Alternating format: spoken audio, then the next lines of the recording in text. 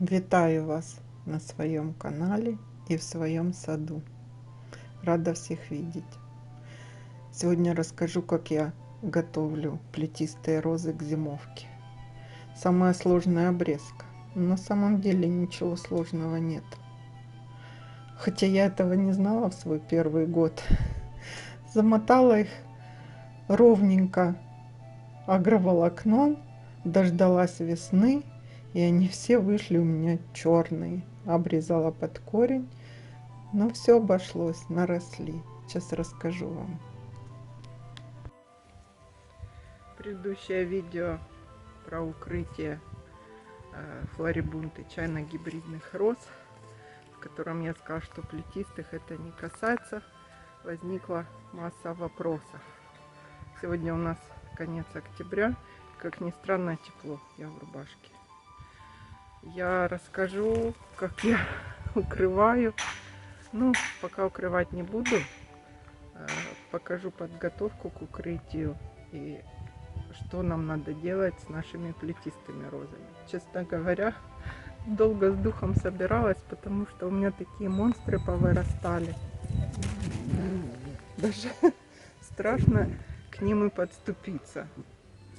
Я вам говорила, что у меня на участке около 30 плетистых роз. Из них 10 еще маленькие.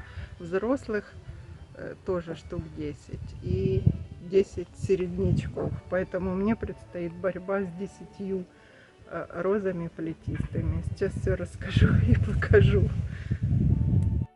Выбираю, на какой розе вам показать обрезку. И теряюсь в догадках. Надо взять не сильно сложную. Это эльф наша роза. Я начала тут немножко уже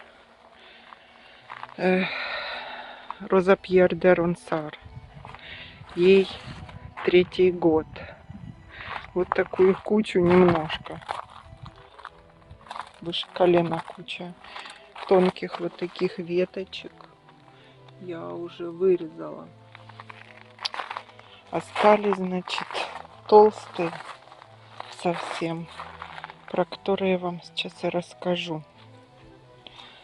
Значит, с чего мы начинаем? Начинаем с того, что вот такие все крючочки тоненькие. Так, кого вы там ловите? Вырезаем вот такие рогатинки. Все, что нам мешает увидеть скелет. Расчищаем, очищаем. Кстати, вот эта роза Пьер де Ронсар очень мощная и очень такая крепкая. Вы видите, это я его уже обрезала, этот побег, но его надо укоротить, потому что не вызрели на ветках не вызревшие побеги. Немножко уже черная пятнистость пошла, но это не мудрено. У нас, конечно, такие дожди. Так, ну, приступаем. Достать, конечно, туда я точно не смогу. Вот этот побег этого года. 3 у нас арка. 3,30. Он выше, значит, где-то... Нет, она 3. Значит, он где-то 3,30. Вот так. Так, из инструментов нам понадобится... У меня пила обычная. Нужна, конечно, садовая. Ножницы, кусторезы, желательно сучкорезы. У меня нету. Я взяла вот такие ножницы, у мужа нашла. И веревка синтетическая. Так, отойди, пожалуйста. Отходи давай. И пеньковая. Это для связывания плетей.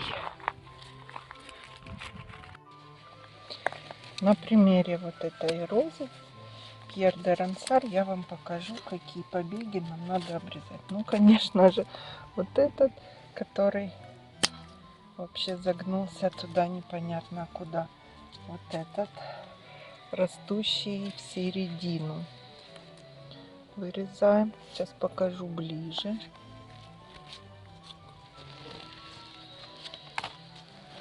Вот этот. Он в середину растет. Так, тут уже надо брать, конечно, секатор.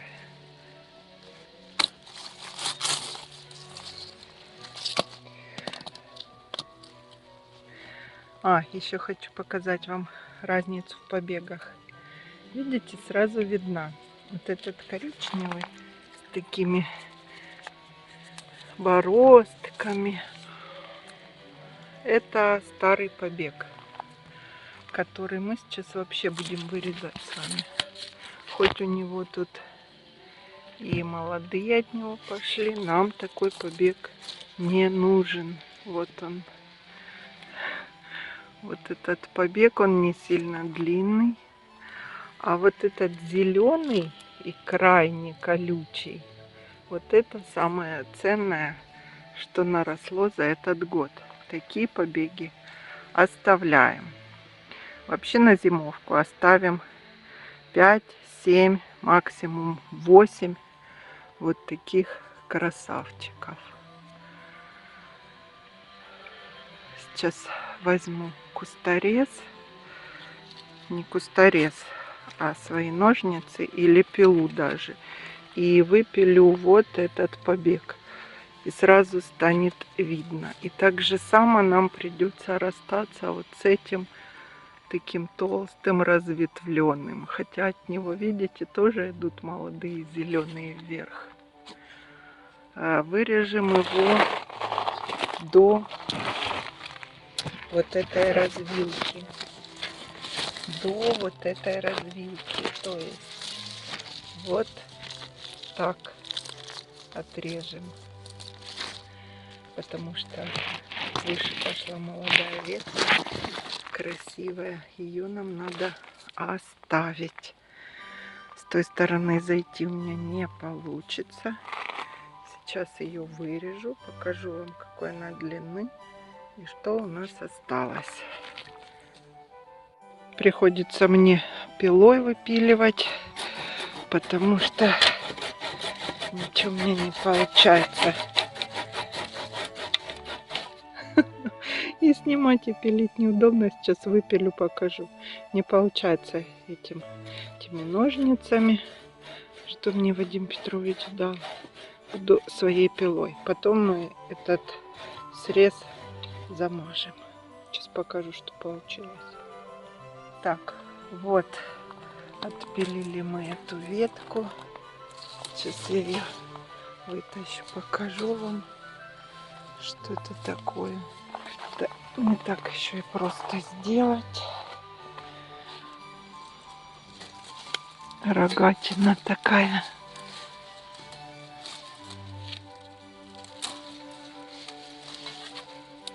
Да уж. Так, еле-еле я ее вырезала, эту ветку. Сейчас вытащу. Покажу вам. Ой.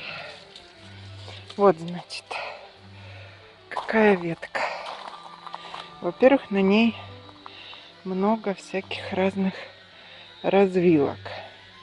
Во-вторых, она вот такая с одеревеневшей уже корой. И в-третьих, она больная. И в-четвертых, она короткая. У плетистых роз надо оставлять длинные красивые плети. Ищем дальше. Дальше мы находим опять же проблемную ветку. Вот эту. Вот эту. Но когда мы посмотрим эту развилку, мы увидим, что она толстая. И от нее идут несколько зеленых. Так, но я ее все равно убираю. Вот эту мы вырезаем. Вот. Она идет, идет, идет. Все-таки придется чикнуть вот тут. А это почему мы тут срезали? Потому что вот этот жирный длинный побег. Было, конечно, покороче на кольцо. Вот так, короче, перед разветвлением. Но я это сейчас исправлю. Сейчас вырежу еще ту ветку, покажу вам. Вот, с горем пополам. Я вот эту ветку выпилила. Сейчас вытащу. Мы ее рассмотрим. Эту веточку.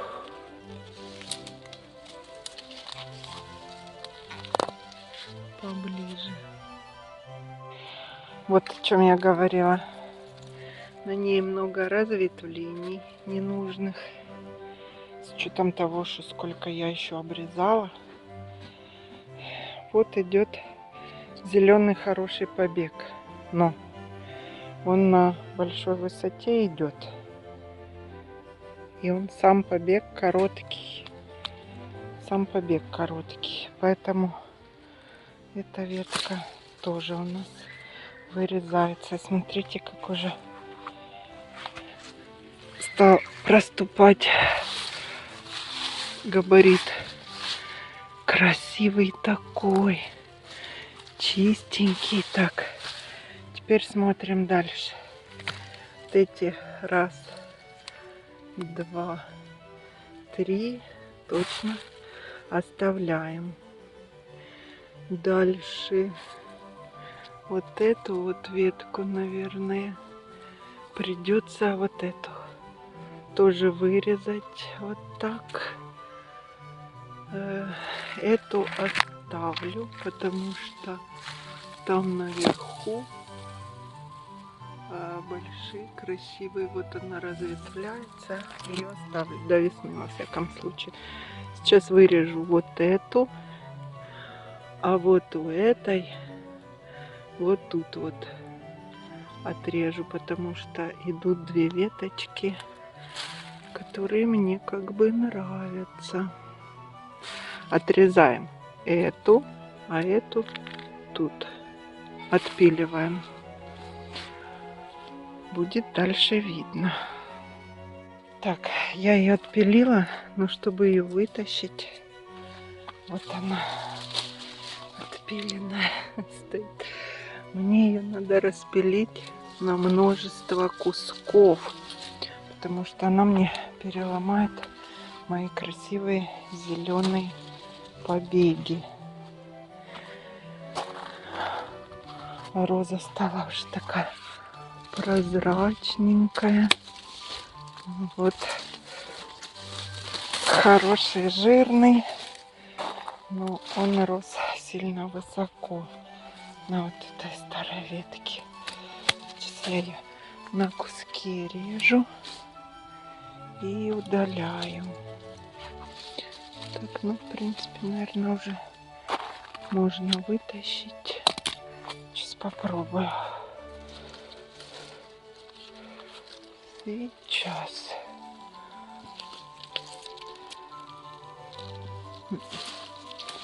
О, вот она. Кстати, сказать, роза Пьер де Ронсар, она не слишком колючая. Нет, вот еще держится одна ветка. Сейчас отрежем ее, чтобы она мне не переломала мои жирные побеги. Сейчас покажу. Вот этот монстр. Еле я его оттуда вытянула. Это, представьте, с одной розы такая кучища. Вот он какой толстый. Это, наверное, самый толстый, который я пока срезала. Жалеть ничего не надо. Смотрите, у нас какая красота получается. Прозрачненькая, чистенькая. Вот все поубираем. Вот эти веточки. Значит, там раз, два, три. А вот этот надо срезать зеленый. Он тоненький. и короткий. Сейчас срежу. Так, ну а тут разбираемся вот эту рогатину. Сейчас срежу. И вот эту. И все. За вот эту посмотрю. Может быть и вот эту. Да, это. И у нас останется раз, два, три, 4, 5. Как бы мало. Ну, сейчас посмотрим. Покажу вам издалека, что получилось. Как бы я настолько увлеклась. У меня осталось 3 точно молодых, 4. 1, наверное, весенний. И 1 я оставила вот этот все-таки до весны. Побег. Хотя его укорочу, наверное. Что мы делаем дальше? Вот, как бы жалко не было, вот такие оставили мы побеги. Потом мы их связываем. Я люблю вот такой бечевкой связывать. Но крепче, конечно, вот такая белая синтетическая нить. Обвязываем между собой как букет. Несколько сводим и обвязываем. Сейчас покажу вам. И постепенно наклоняем. Пьер де Рансар, в принципе, гибкая роза. Наклоняется, видите, легко. Ложим вдоль нашего розария постепенно. Чтобы хорошо наклонялась, можно пролить накануне сильно куст водой. Или после дождей. И за несколько дней гнуть. Я еще вот эту розу обрежу. Ой, известная такая, забыла название. Там она, кстати, мне забила клематис. Надо найти, откопать. И наклоню ветки вдоль бордюра. Вот так вот. Потом поставлю опять же такие же дуги, как флорибунды, когда я укрывала. Сейчас видео кусочек поставлю вам. И накрою спанбордом. Сейчас посмотрю, как они у меня гнутся. Ну, вроде вообще хорошо. Качаются так. Такая красота. Пустота. Мне пришлось тут даже пересадить тут и тут. Росло 2 куста шарабы. В планах у меня было заднюю стенку от соседа отделить розами. Но на следующий год я, наверное, загну ветки Пьер де Рансара наверх. Туда и туда по арке. С другой стороны Хендель растет роза, но она очень медленно нарастает. Посмотрю, может быть, я ее пересажу вообще оттуда. Вот такие у нас веточки красивые. Значит, вы поняли, вот такие же дуги мы ставим, как у роз на большой круглой клумбе. Вот они. Только порежьте их больше, по 2 или по 2,5 метра, чтобы дуга вот эта получилась выше. Можно промерить вначале, насколько вы наклоните плетистую розу. И в 2 слоя укрывным. Все то же самое. Сейчас покажу, как примерно связывать. Вот тут связать, потом тут связать и наклоню вот сюда. Думаю, мое видео было полезным. А мне еще таким же образом мы там теплицу красим. Еще 9 роз. Ну, вот эти маленькие, а те большие. Но согласитесь, что цветение плетистых роз дарит намного больше радости, чем вот так вот часок-другой с ней помучиться. Осень в разгаре. Смотрите наши видео. Еще будет очень много интересного. Сейчас покажу вам.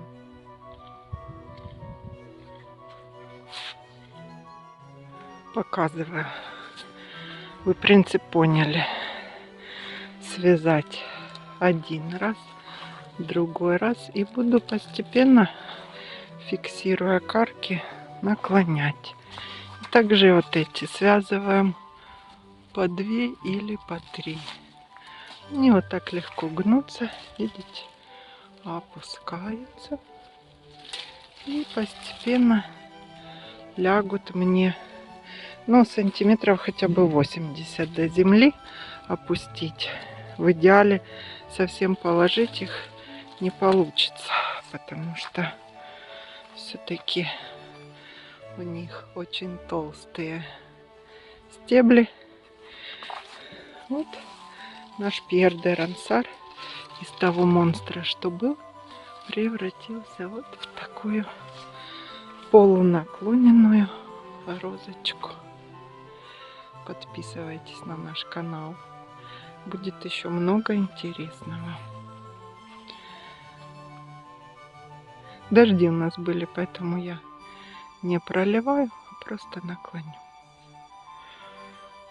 Вот эта красота получилась. Лайк поставили.